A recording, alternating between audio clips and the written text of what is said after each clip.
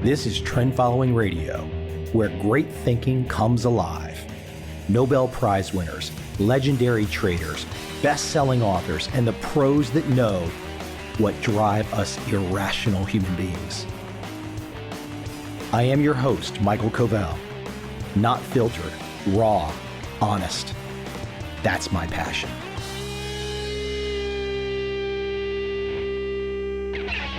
I feel so fortunate to have podcast episodes like this, today's show, in my world.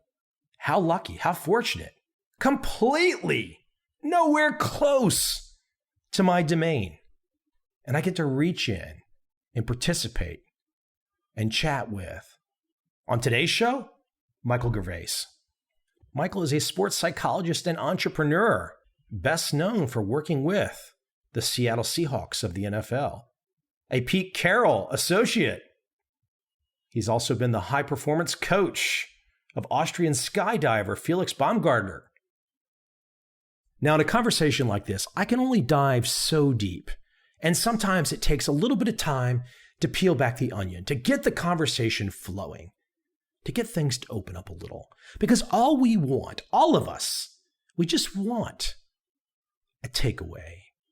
Maybe it's only one takeaway, but that one piece of insight where you say to yourself, gosh, I was lucky to have a chance to probe the mind of someone like Michael Gervais, my guest today.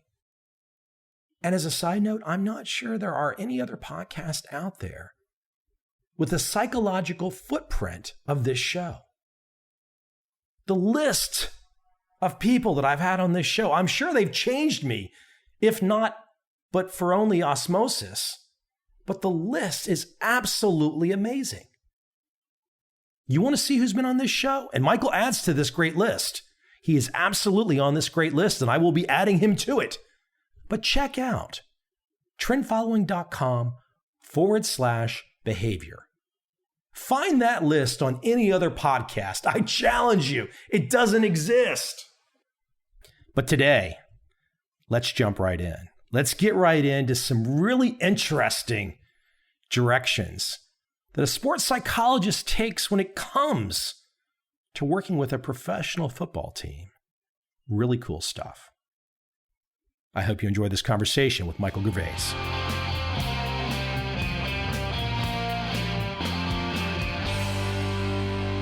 So, Michael, I was really looking forward to this call because I think there's going to be some unanswered questions in my own mind that I'd like to dig through. And I know you've got a close relationship with the Seattle Seahawks. And I'm looking at right now in front of me the track record, Pete Carroll's track record for coaching.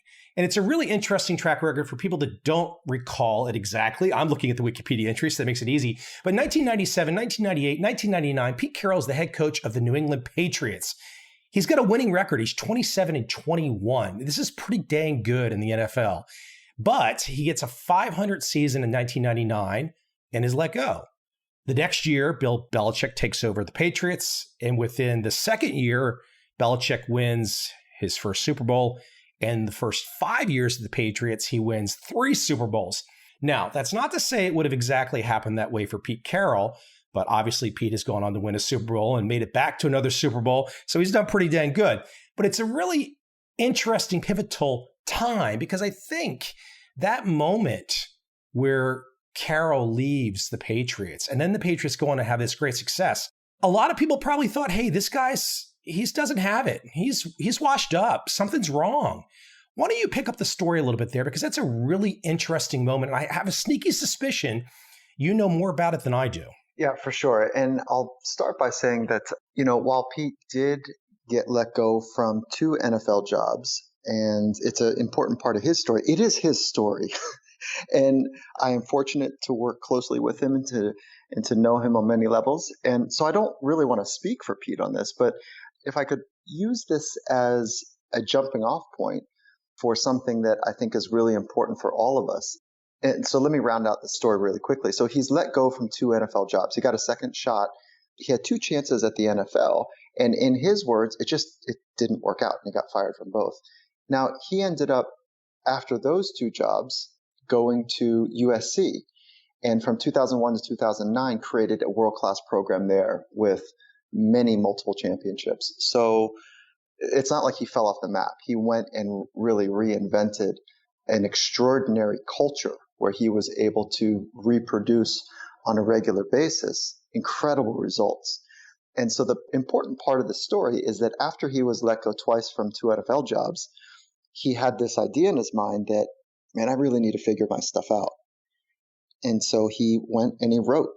And he had this idea that if he ever got another chance to coach a world-class franchise or organization, that he wanted to be very clear, very intentional on what he was going to co-create with the players and the staff and the other coaches. And so he wrote and he wrote and he wrote. And essentially what he came up with was his entire program. And it is grounded in what he would describe as a personal philosophy. And it was that. Hold on, you said wrote. So he's writing to himself at this moment in Yeah, time. he went on a journey of self-discovery and an advanced journey of self-discovery. And in that writing process, there's three ways to, well, there's more than three, but there's three fundamental ways to go on a journey of self-discovery. Is writing helps a lot. Being around people that are exceptional at what they do or what you're interested in. And if you're interested in wisdom, be around wise people. If you're interested in entrepreneurs, be around great entrepreneurs. So cultivate your community along with writing, and then put yourself in situations that provide information back to you about your edge of your capabilities. And it's that deep listening, that mindful approach to life, which is the third component, this mindful approach, this awareness that you have of where you need to apply better mental skills, better tools to be able to navigate the trajectory that you're wanting to create in your life. So those three areas are, I'll be more concrete: writing, creating a community with really switched on people, and great awareness, internal awareness. And so he went on that path. And as he wrote and he wrote and he wrote, he figured out his personal philosophy. He wrote it down. He built his next organization around the philosophy that he had come to be very important. Then he went on to win, 4 Rose Bowl championships, 2 Orange Bowl championships, 2 national championships. And that's all during his time at USC, which is phenomenal. Let me take a step back, and I throw you into the deep end really fast, and I don't give much setup to my initial curiosity there. Of course, yes, Pete did exceptional at USC. I loved watching those games. I still feel for the team losing to Vince Young on that last play. Amazing game. And we're going to dig a lot deeper into how you come into the picture. But why don't you enter for me? Because as you're talking about Pete writing and developing his thinking, where does the connection with yourself come into play? When does that hit? Pete and I met I think it was his first or second, I can't quite remember when it was, year up at the Seattle Seahawks. And a mutual friend put us together, and we met over dinner.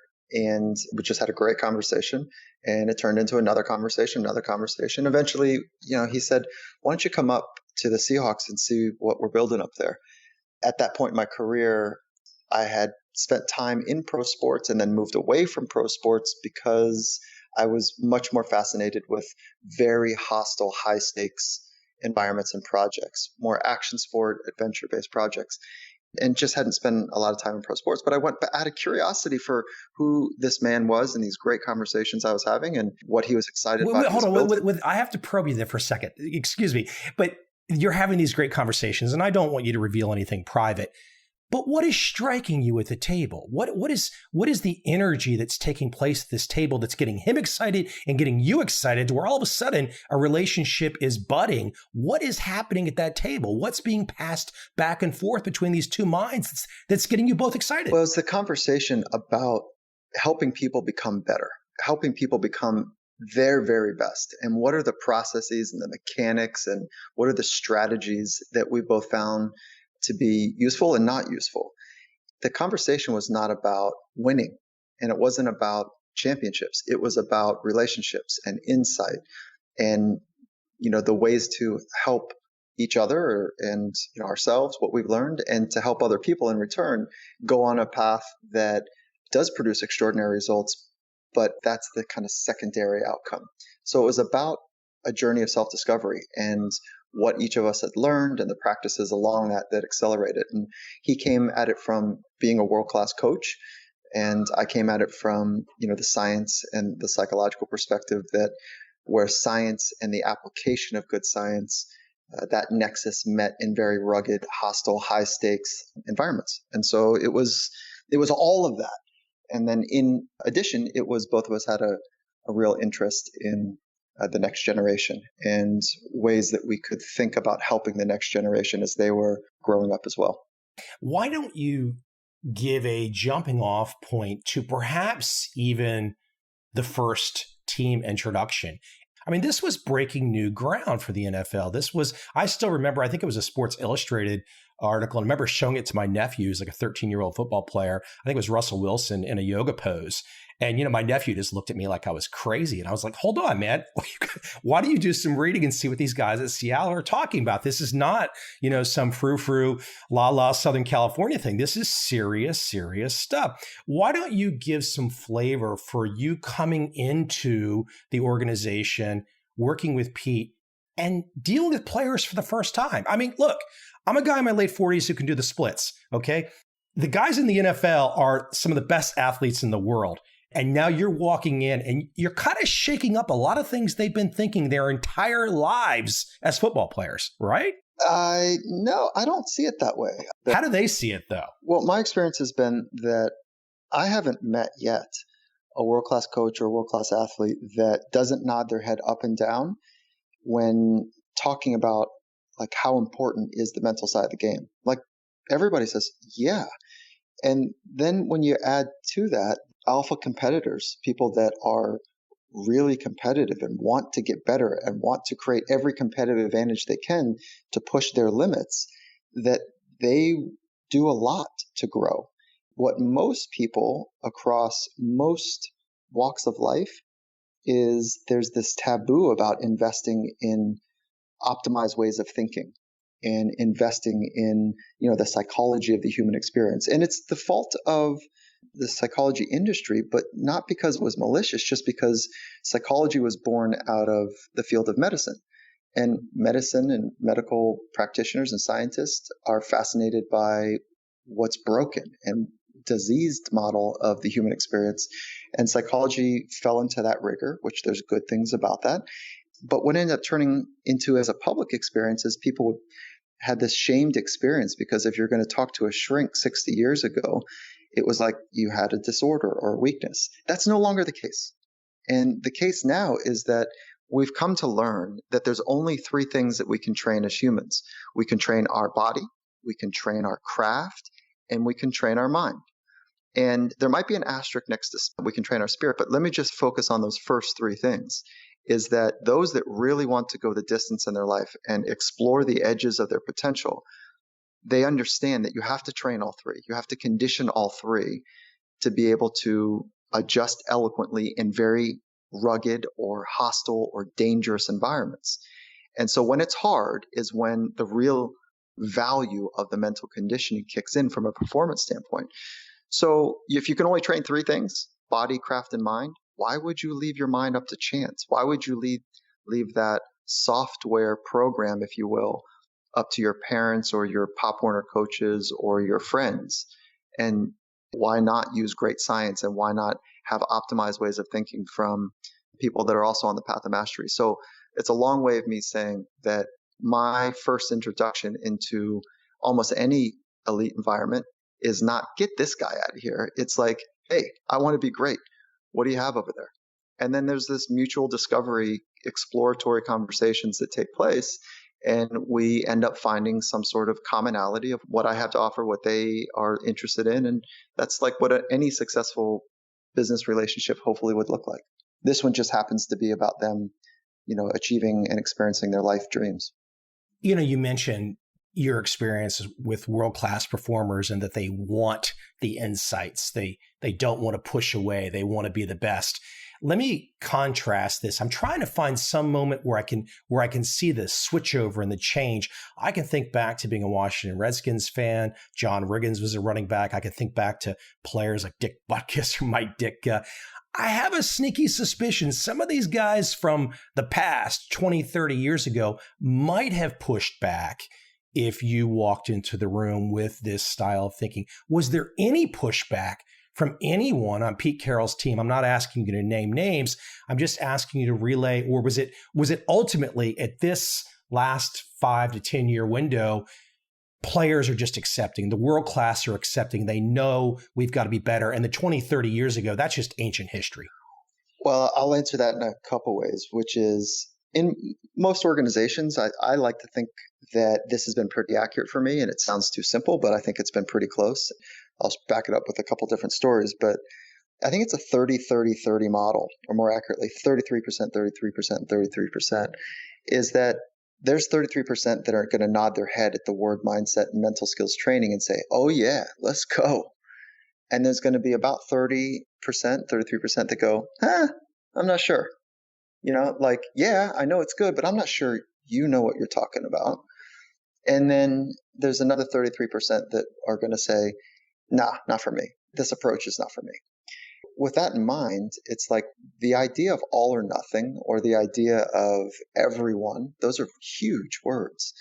Everyone and all or nothing, those are huge, phrases. So it's not that we're trying to create an environment where everyone is going to do the work. It's, can we reach that 66% of people and help capture an experience and a science and a well thoughtful approach to move that needle?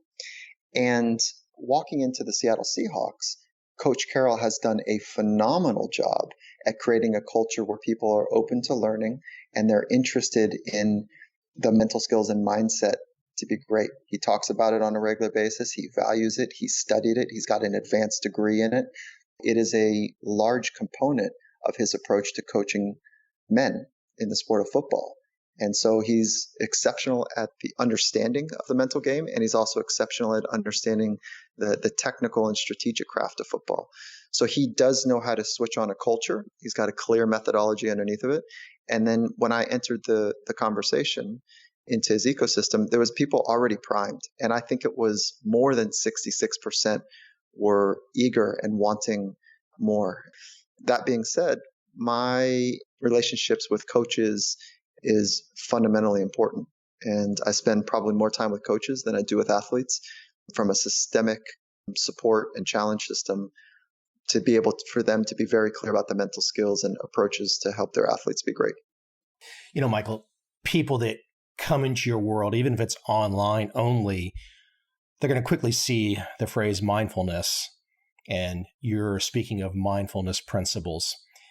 And while we're with the Seattle example, we're going to go a little bit wider here too, because that's just one aspect of your career, one aspect of your experience, but it's a useful one to get people into the thinking. But why don't you go ahead for the audience that's new, and I still think this applies to a lot of people, to the Eastern traditions, the idea of mindfulness, this Zen approach. I shared with you at the beginning of the call, I've spent 4 or 5 years now in essentially a Buddhist country. And even by the process of osmosis, you're picking something up beyond my yoga practice. There's a different quality of the way people interact. But I'd love for you to give, from your perspective, for the people that are new, they could be inexperienced or experienced in their lives, the idea of mindfulness, and then perhaps an example where they can see how you took this concept of mindfulness as you define it, and then brought it into an organization like the Seahawks, a specific bringing it in so people can see, oh, okay, this is how Michael defines it, and here's how he applied it to a team in the National Football League. I think that'd be really interesting. Yeah, I'd like to pull back just a minute for a second and say that we can talk about the art and science of mindfulness, and I enjoy doing that for sure. Mindfulness is like a big part of it is becoming aware or being aware. Anyone that's exceptional in life, let alone sport, is aware. And so they already have it. So this is already like when you're working with people that are extraordinary at what they do, for the most part, not all, but they tend to be very aware. And it is that level of awareness that has helped them figure out how to get better and what to get better at, whether it's an internal dialogue or skill, self-talk, if you will, or it's something external, like something that's happening in the environment or their skill. So it's already there. It's not like it's brand new by any means. How would you define awareness? I'm going to keep trying to drill you down on this because I think for people listening, I want to, what is world-class awareness to you? You've observed this in a way that most people can't. Okay, so what I want to say about this is mindfulness and awareness is part of it, but it's part of an ecosystem of the inner skills, the psychology of people. One of the problems that we run into is that everybody has a mind and everybody thinks about thinking a lot, but only about 1% of the population is actually formally trained, has a doctoral degree or an advanced degree in the mind. That leads us to 90 to 99% of the population have an amateur understanding of all of that we're trying to sort out from a theoretical approach about how do we optimize the mind. It's complicated. It's not simple by any means. And mindfulness alone is not enough. It is one of the core pillars, but alone, it's not enough. Because if you're just aware that your heart is pounding out of your chest and you're starting to sweat and people are looking at you a little bit weird because they're noticing that you're entering into a high anxiety state or a panic attack, awareness alone is not enough. Matter of fact, it can make it worse. It has to be part of a suite or a tapestry of mental skills. So I need to vector the context first. Now, that being said, what is awareness? It defies words. There's no words that can really capture what awareness is. When you are aware, you know it. And when you're not aware, it's hard to know that you're not aware. But when you are fully aware, it's as if you're completely engaged in the task at hand and you have an intimate understanding of how your thoughts, words, and actions are lining up with the environment. And so that is what awareness is. It's awareness of those four confluence of activities. Do you have, to kind of keep at my questioning with the team example for just a few more moments, when you first come into that situation, can you give my audience a feeling for a technique, a thought process, a new perspective, something that you introduced to the team that's now become part of the culture? Of course, you've laid out very clearly that Pete had his culture that he's developing, but I can tell from my homework, you've had a pretty distinct role in helping. So what I want to try and understand is that it's my own curiosity here right now. I want to kind of wrap my arms as being one of those amateurs that you mentioned. I want to wrap my arms around your process to the extent I can, that how you've helped to change this team. Because look, everyone that's listening right now can go do some Google searches and they can find out that this is a really unique culture. And I know you've played a role. I just want to get a little color to let people better see it. Yeah, I appreciate all of that. And I just want to make sure that this conversation doesn't turn into, oh, Mike created this mindful culture at Seattle Seahawks. That would be not accurate. It's a part of the tapestry. The culture begins and ends with the head coach, and in this case, Coach Carroll. And the athletes play a role in it, staff and other coaches and general manager and scouts, everybody plays a role in it. And so mindfulness, though, as a value proposition is incredibly valued at the Seattle Seahawks. So then it's not so much adding to it in that way, but it is deepening for those who want to go deeper in it, providing the resources and the know-how and the protocols, if you will, on how to train it. It's one thing, I think about this, and there's 4 T's that we can, when we talk about getting better at something. You can talk about getting better. You can teach somebody the mechanics of how to get better. You can provide training for them, and then you can test them or create environments of test. So talk, teach, train, and test. Where I enter that conversation is about teaching the mechanics and providing the training. I mean, if your listener base is already interested in mindfulness, then they already know what they're doing. It's not that more complicated than something that you would already explain about meditation and focusing on either single point mindfulness training or contemplative mindfulness training. If people are new to the concept, then let me know, and we can back that down and slow that down a little bit, because it is very nuanced. But I will start with this statement, is that you have to train your mind to become more aware. And that phrase "have to," I don't know another word, but those that condition and train their mind to be more aware and more mindful end up spending more time in the present moment. And when you spend more time in the present moment, you reveal glimpses of your potential, you experience moments of high performance, and you also experience insights and potentially even wisdom over a longer life event. So mindfulness is about awareness. It's about leading to insight and wisdom, and high performance is somewhere in between those. I hope I can detect that you get a little uncomfortable if I try and make it sound like you deserve too much credit. You're being very kind to your own self there. But look, I wanted to use this example to bring people into the thinking.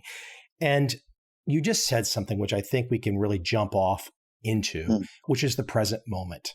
Right now, I can try to observe myself. If I allow myself to look over at a phone and observe an email or do anything else, I'm not talking to you.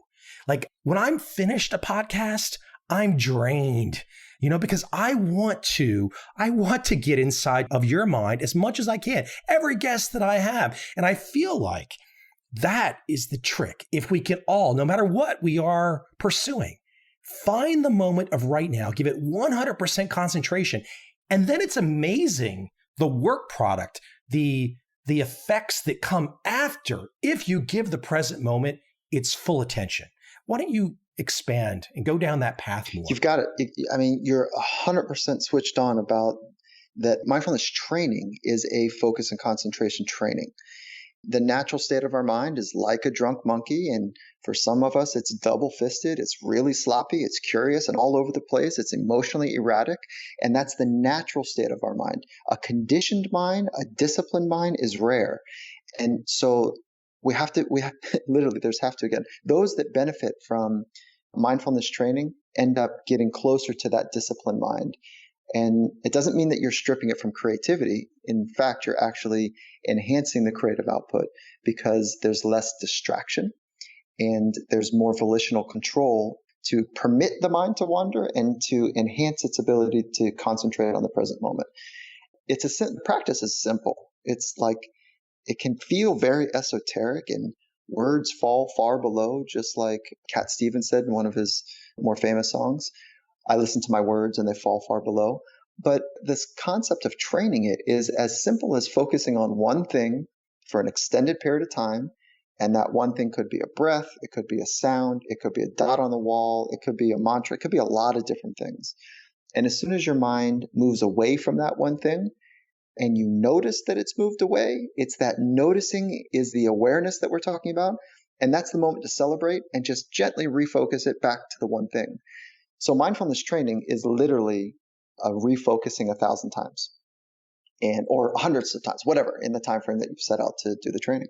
I have to share with you my first real experience of seeing that shift in and out was in a yoga practice, because I would go to the yoga practices and I didn't know anything about yoga. And okay, I'm thinking about something. I've got something on my mind. I'm stressed about this. I'm thinking about this.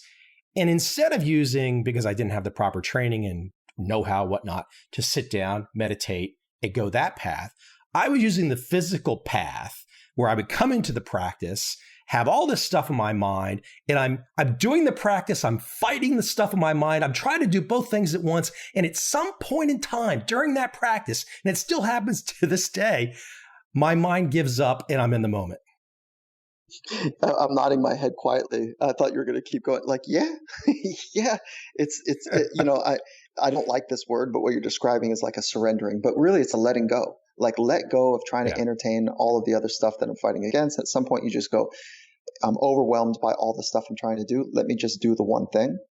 And when that happens, we end up syncopating with the present moment, and we become what I would call being on time. And that's like a musician wants to be on time. And humans, we are so much better when we're on time, meaning not on time for a meeting, but we're on time with the present moment compared to being ahead of time, which is an anxious mind. Yeah, I think that you're like, yes. And your performance jumps no matter what you're doing at that moment. If you can allow yourself to get into the moment and truly be there, your performance jumps. Yeah, I think that that's a fair statement. Yes. Yeah. Hey, so as I talk about this being in the moment and focusing, I know I'm kind of using myself as a guinea pig with you here. There's a certain energy loss. And I know there was a great story I had read about a volleyball player you had worked with. And she mentioned this to where she was so in the moment and so intense and always had it on during the competition and whatnot. But then when she get home, she couldn't turn it off. And there is to get into this moment. I want you to expand on this. I'm the guy on the sidelines talking to the expert. I'm just trying to lay some foundation. But if you spend that moment of now energy, you get tired. I mean, there's got to be rest and recovery here. Why don't you speak to rest and recovery? I think rest and recovery, sleep, these are issues that are starting to be talked more about in culture, but there's still something that a lot of people poo-poo and say, oh, I can, whenever I hear a guy tell me that he can get by on 5 hours of sleep a night and he's fine, I just kind of go, yeah, okay, do you really know what you're talking about? Yeah, I think long gone are the days where it's a bragging right to be a suboptimal human. And at some point that used to be a mark of grit and hard work and care and passion, that you're willing to sacrifice your well-being, your vibrance for an outcome, and people would kind of bang their chest in the workforce and say, oh man, I've been grinding and working so hard, 5 hours sleep. But really from a scientific stand, we know that people that on average, and this is a gross overestimation because not everybody fits in averages, but 68% of the population need between 7 and 8 hours sleep. And some people need more and some people need less. But the majority of people, when we test them and they take 5 hours of sleep for 5 days straight, they test at the same level as failing a driving test as if they were under the influence of alcohol. So vigilance is compromised, focus is compromised. There's a lot of reaction time. A lot of things are compromised when we are under or restricted in sleep. And so sleep is a essential part of the recovery process. And let's flip it back to athletes for just a moment, is that one of the things that athletes can remind us of is they live in a world where there's a compressed time. And in that compressed time, either it's extraordinary for an elite athlete to be on the world-class stage for 10 years. That's extraordinary. Most people last a couple years. They remind us that there is a time-pressured constraint, whether it's years or I have the next couple weeks to get my performance right. The rest of us, we don't have that. We play this other dangerous game that we're going to be fine later. We're going to be fine later.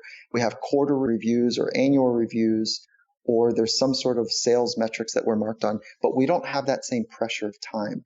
So that's why athletes are a great moniker or emblem for saying, I want to be better. There's real pressure involved. If I don't get it right, I'm going to lose this opportunity. But for the rest of us, like I said, we play this other dangerous game of denial. I think for all of us, here's the basic formula and equation. We want to run to the edge of our capabilities every day. And that's what we can learn from world-class performers, athletes, and musicians. Run to the edge of our capabilities every day. That requires an incredible amount of stress. And why would we do that? Because we believe that there's more in us, and there's no way to get to that more unless we get better. And getting better requires vulnerability, and it requires instability, and it requires learning. And that's what happens in true learning. Now, if we're going to do that on a regular basis, we have to recover in an intelligent way. So sleep is one of them, but nutrition is a second pillar. Moving optimally and either getting our heart rate up more than it is now or recovering better physically is part of the program. And the fourth pillar is to have optimized thinking. And those that train optimism and confidence and those that train mindfulness, those are related but separate, have a better way of getting to the signal as opposed to having like an inefficient leaking of energy with like a noisy feedback loop. So that signal to noise ratio is something that people that are masterful at the craft are better at. They have more signal in their life than they do noise. And mindfulness is certainly a way to be more tapped into what is the frickin' signal, and then definitely better as an accelerant to help people be connected to the signal. Michael, if I'm going to run to the edge of my capabilities, if the audience is going to run to the edge of their capabilities, you just mentioned the word noise. I guess another way to say it is distraction. It's the bane of modern society. As how does one get to the point of mindfulness, to being aware, the focus, the intense concentration, when the phone must be responded to, when somebody has posted the latest Instagram picture, the latest text message nonsense? It's a really interesting modern world we exist in. Are there any practical views that you have developed, any practical views that you have on dealing with the modern technological distractions that we all face? Yeah, science is really clear that multitasking is a severe compromise to performance. And we used to think that that was another badge of honor, that somebody's so busy and there's so much going on that they become efficient at multitasking. But there's a cost every time you have to switch from thinking A to thinking B, or being distracted by C, that there is a cost to the main focus of what you're trying to get better at. And there's a time cost and then an energy cost that happens for people that switch across tasks. So yes, the science is very clear about that as a finding.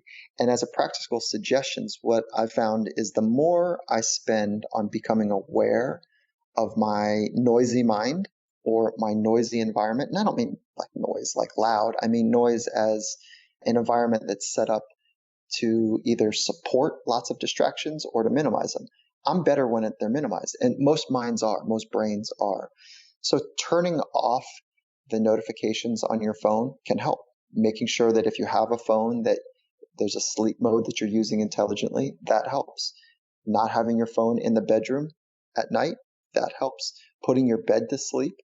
So on the podcast that I have called Finding Mastery, Ariana Huffington, a world-class media maven, talks about how her and her family put their phone to bed before they go to bed.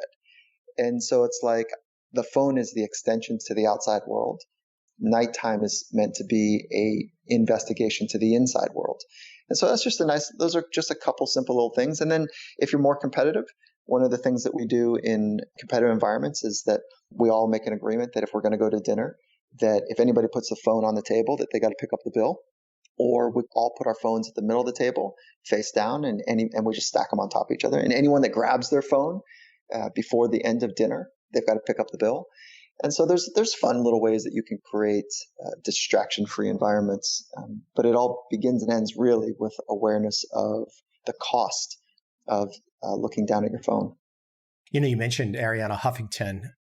I'm curious, your experience, obviously quite a bit of training yourself, schooling, you've developed your own level of mastery in your career. But with all these interactions you've had with all these world-class performers over the years, and I want to move away from Pete. I've asked you a lot of questions about him already, but I'm curious for you. You've spent this life going down this direction.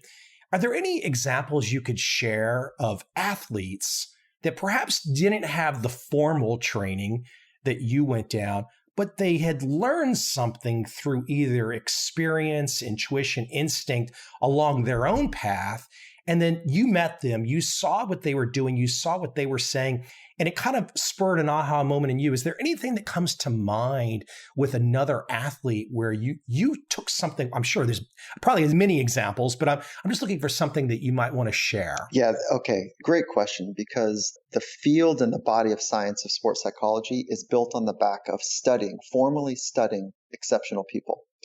So the original body of work of psychology is the formal investigation and study of people with disorders.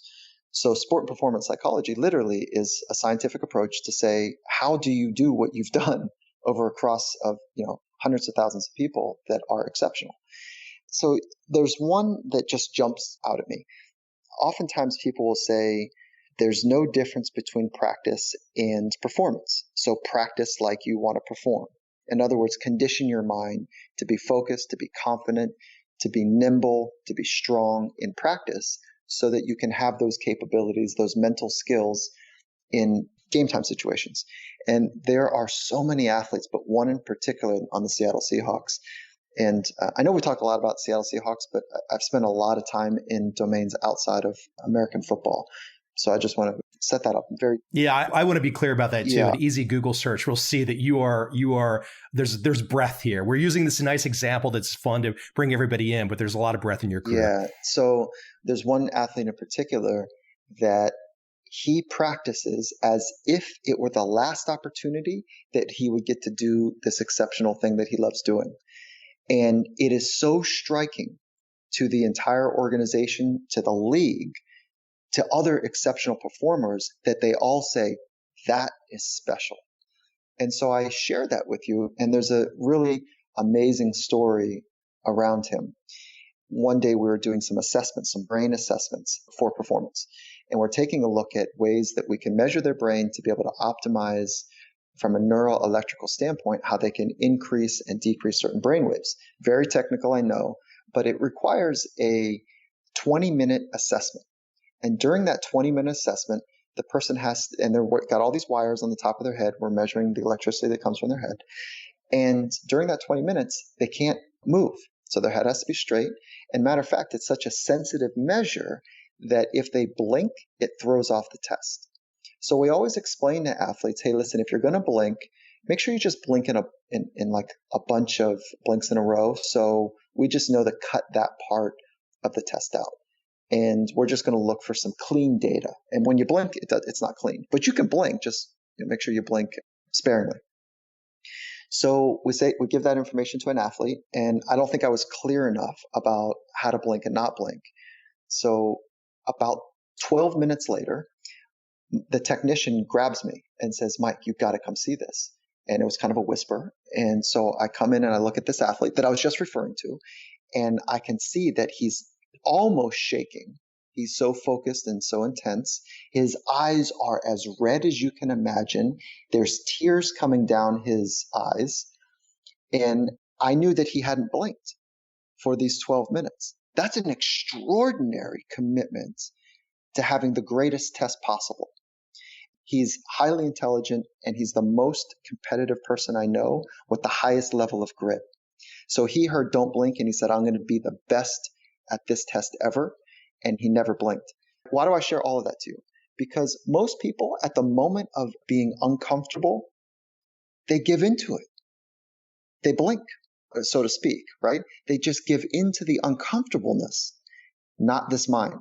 This man has conditioned himself in practice every day, probably for as long as he can remember, to be completely engaged in the present moment at nearly all costs. And that's how he's gotten to be literally the best in the league in his position. Obviously, like the rest of my audience right now, we've got one curiosity question, Michael. Do we get a name? No names involved. It doesn't matter who it is, right? It does not matter who it is. Because I'll tell you why. The name can be noise.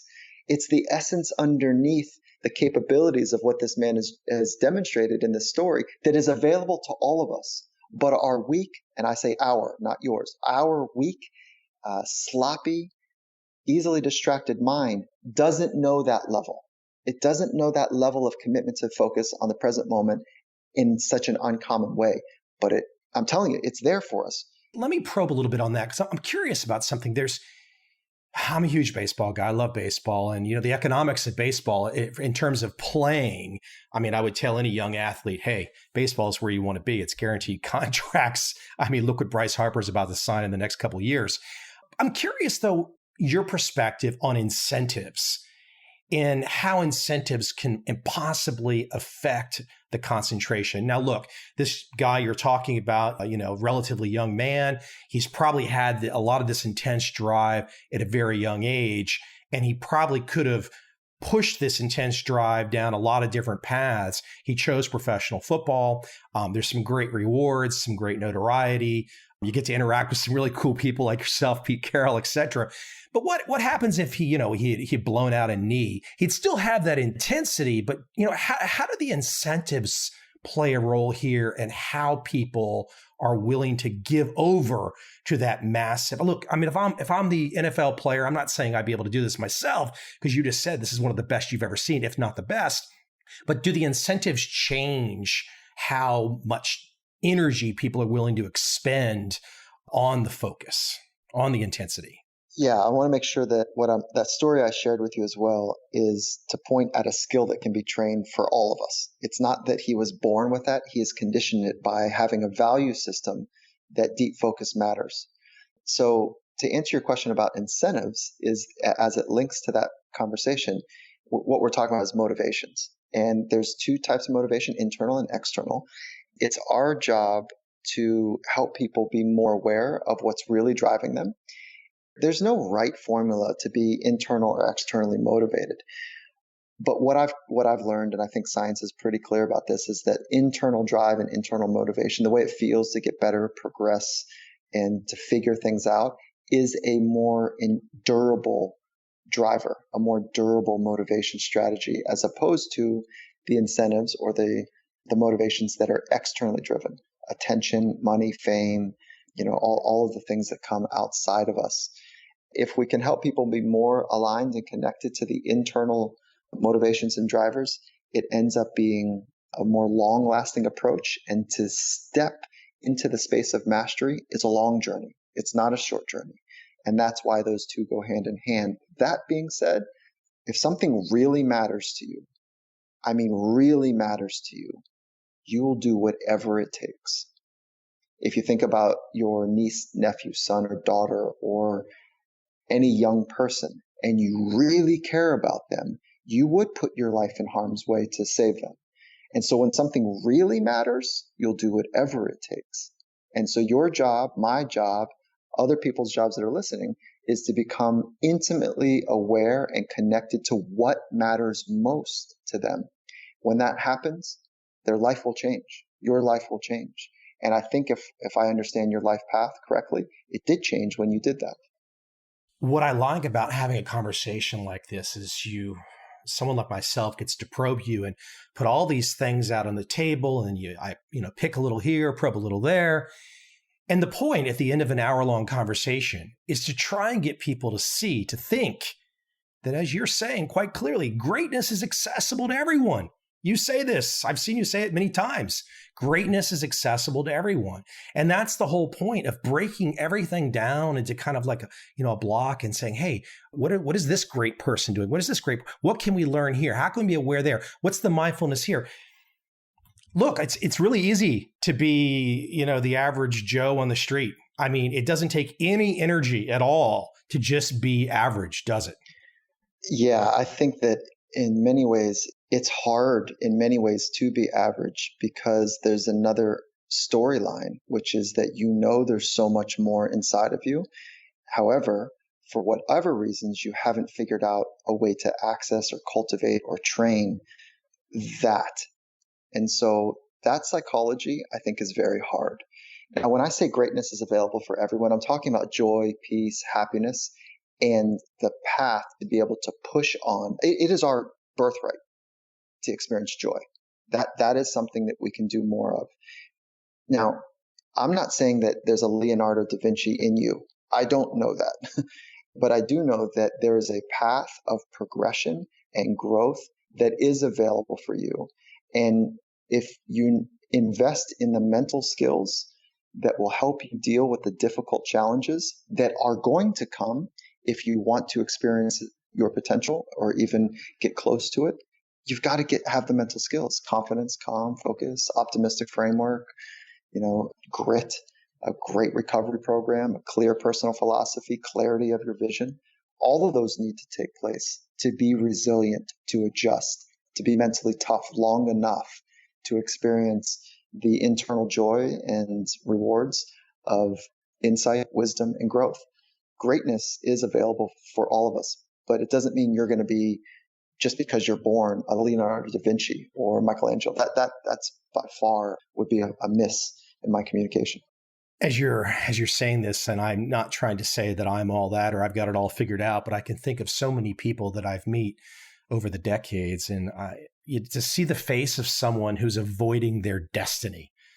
You know they know, you know that they know there's something else, and they just hide behind average. And as I was saying that it's easy to be average, I was kind of, as I was saying that, I was like, God, it's actually, as you started to say what you said, I was like, God, it's really not easy to be average. It's hard because you're hiding constantly. You don't want to jump. You're afraid. And there's not a dang thing to be afraid of, because we're all going to, it's the great stoic thinking, right? We're all going to die anyways. So think about the dying, get over it, then get on with it. Yeah. Right? In many ways, the Stoics have been very fun to study. And the essence of the Stoic philosophy is certainly figure out what's in your control 100% and work on mastering those things that are 100% under your control. Yeah. Michael, great stuff. I could probably sit here and just kind of probe you for hours and hours and hours, but you've got to go do a podcast too, I'm sure. Thank you. Go ahead. Thank you for the time. No, thank you for the time and the curiosity. And I just would like to end with one quick little thought, which is you can train your mind. People can train their minds, and investing in something as simple as articulating your personal philosophy, figuring out the mechanics of confidence come from self-talk and having a credible, real conversation with yourself about what you are capable of. Training the mind is mechanical in many ways. It's not challenging. It is those that go the journey to understand it and then play the long game to get exceptional at inner engineering the mental skills required for becoming your personal best. It's a very exciting time where science is catching up with ancient wisdom. So there we go. So, I thank you for allowing me to talk about something I've been trying to understand for the last 20 years and still on the journey to get better at. No, it's cool stuff. I've had many of your peers on this podcast over the years, and I always enjoy having folks like yourself on. Hey, the podcast, your podcast, the Finding Mastery podcast, a place we can send people, a URL, a website. Where would you like people to go? Yeah, cool. Very cool. It's been a blast to sit down with world-class performers in a swath of domains to work to better understand and unpack their psychological framework and how they've trained their mind to be exceptional at their craft. So they can find that pretty easily wherever podcast players are, iTunes and Google Play or whatever. And it's called Finding Mastery. And it can also be found at findingmastery.net. And then folks can find me on social as well. Instagram is at Finding Mastery. Twitter is at Michael Gervais.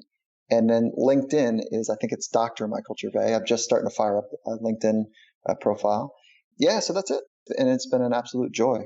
And, as a last little close, full circle, Coach Carroll and I built a business on the back of his insights and mine, and that's called Compete to Create. And that's competetocreate.net. You can find out. It's a business. I think what I should have done in this conversation is I should have brought Pete in the halfway point, because I think you might have thought I was going to focus only on Pete, or perhaps I was an interviewer that had only done half the homework. You just need to feel more comfortable. And then you're like, okay, now we can talk about it at the end. Well, no, it's all good. Like I can't speak for another man, Yeah, no. And I surely was not trying to push in that direction, but I appreciate that look, you're a very honest guy and you want to make sure that everyone gets credit and you're not trying to take credit for things you didn't do. And I think the audience will be pretty insightful to that. Well, good. I've enjoyed this conversation, so thank you.